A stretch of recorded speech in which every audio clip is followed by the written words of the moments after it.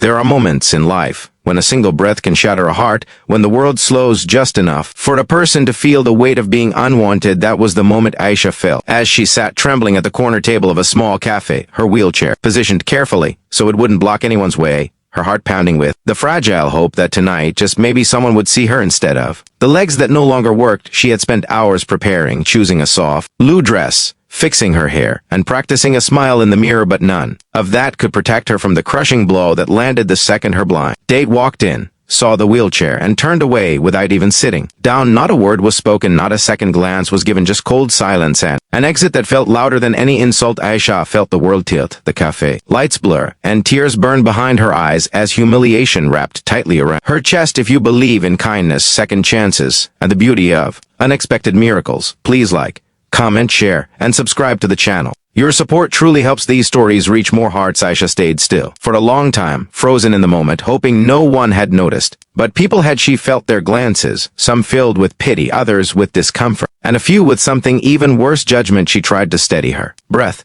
reminding herself that she had survived far worse. The accident that left her paralyzed had already stolen so much from her, her dreams of becoming a dancer, her confidence, her belief in love. Tonight she had gathered every broken piece of courage she had left and marched into the world again, hoping for a chance at companionship. But rejection came swift and merciless, proving once again that people often judged a life by what they could see. Forget the universe held countless invisible battles behind every smile. She lowered her gaze to her hands, fingers curled slightly from old nerve damage, and exhaled slowly, trying to keep her emotions contained. She didn't want to break down in public. She didn't want to give anyone the satisfaction of believing her disability made her weak. The waiter, a young boy trying not to stare, approached gently to remove the second unused cup from her table. She nodded, politely, forcing a tight smile, even though inside her soul felt heavy, like a door had quietly closed on a months after the evening under the blooming tree. Aisha's life began to follow a rhythm she had never imagined for herself. Each morning, she awoke not to the weight of loneliness pressing against her chest, but to messages from Umar asking how she slept, or voice notes from little Alina excitedly sharing the dreams she had. Aisha found herself looking forward to these tiny rituals, these small slices of warmth stitched into the fabric of her days. She had grown so used to navigating the world cautiously, preparing herself for disappointment, that the presence of steady affection felt both foreign and miraculous. Yet she embraced it with all the fragile courage her heart could muster. Umar, in turn, began to rely on Aisha more than he ever thought he would rely on another person again. After his wife's passing, he had closed off parts of himself to the possibility of love, believing that grief had carved out a permanent emptiness inside him. But Aisha, without trying, filled that void with her empathy and understanding. She never demanded more than he could give. She never judged the tiredness in his eyes or the worries he carried. Instead, she listened, she supported, and she reminded him gently that being vulnerable wasn't a weakness, it was a sign of strength. Slowly, Umar began to open up the parts of his heart he had buried for years, allowing sunlight to touch wounds he thought would never heal. Yet as the bond between them deepened, Aisha still carried fears she rarely voiced. Late at night, she would stare at the ceiling and wonder if she was enough.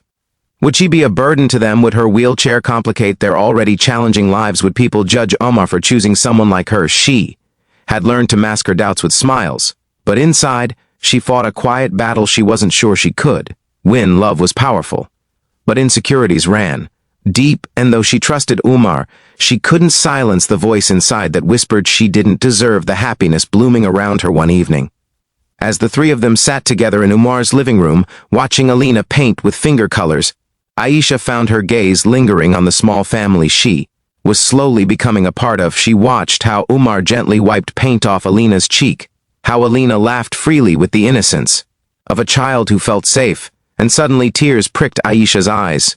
It wasn't sadness, nor was it fear, it was gratitude, so overwhelming it left her breathless. But just as she was about to let herself fully sink into that joy, her mind echoed the shadows of her insecurities again. She wondered how long this peace would last. When life had a habit of taking back everything, she dared to love. Umar noticed the shift in her expression, the flicker of pain behind her smile, and something inside him tightened. He moved closer, not with urgency but with gentle certainty, as if he could read every unspoken thought in her eyes. Though he didn't speak, the warmth of his presence grounded her, reminding her that she wasn't alone. Alina, oblivious to the storm inside Aisha's heart, happily smeared paint across paper and lifted it toward her. Proud of the colorful mess she had created, Aisha smiled through the ache, whispering praise. That made the little girl beam. But the real turning point came a few days later, when Aisha received a message from an organization she hadn't heard from in months. A foundation that supported individuals with mobility challenges. She had applied nearly a year ago for a scholarship to return to university and study counseling, hoping someday to help others battling emotional trauma. At the time, she submitted the application with little hope. Now, suddenly, the message on her screen announced she had been selected.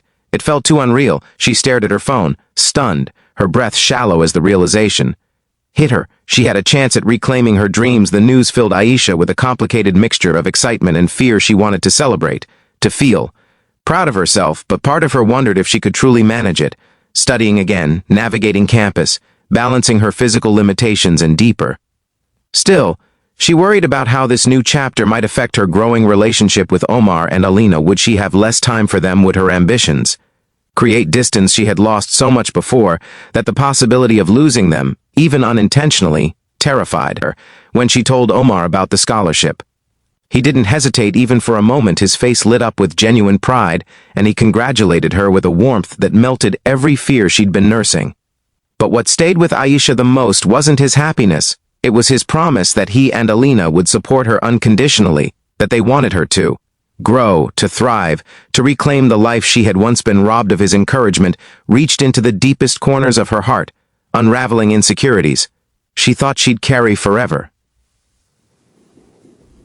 As the weeks passed, Aisha began attending classes again. It wasn't easy. The campus was large, the pathways uneven, and despite the university's accessibility measures, loneliness crept in during the long hours she spent navigating her new environment.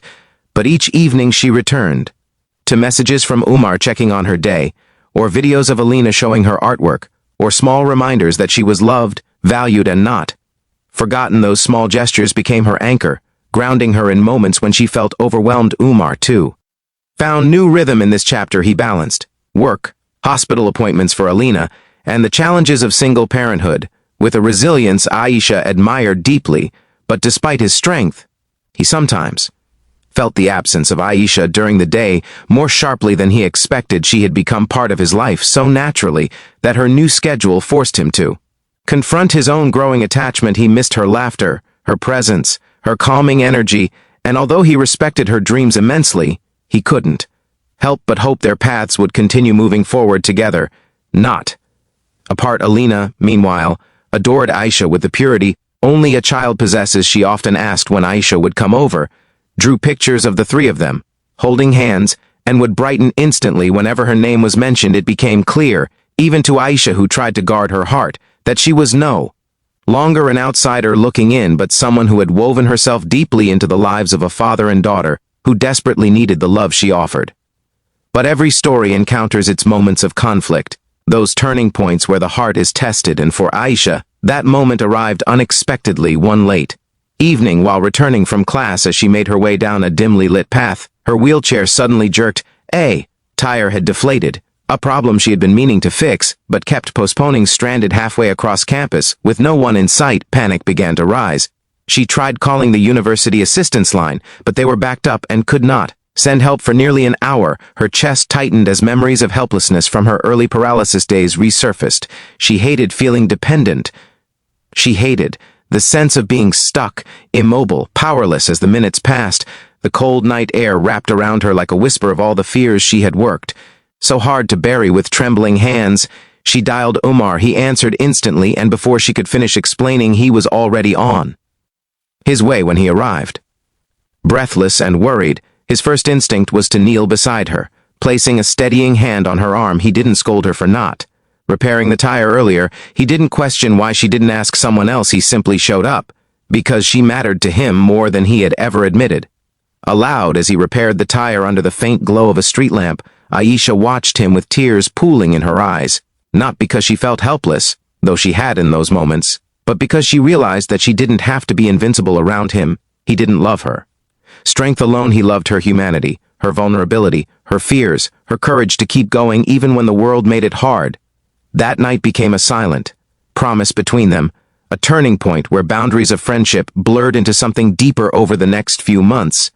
Umar's support became a constant presence in her life, and Aisha's achievements, in school and confidence in rediscovering herself, became a source of pride for him and joy for little Alina.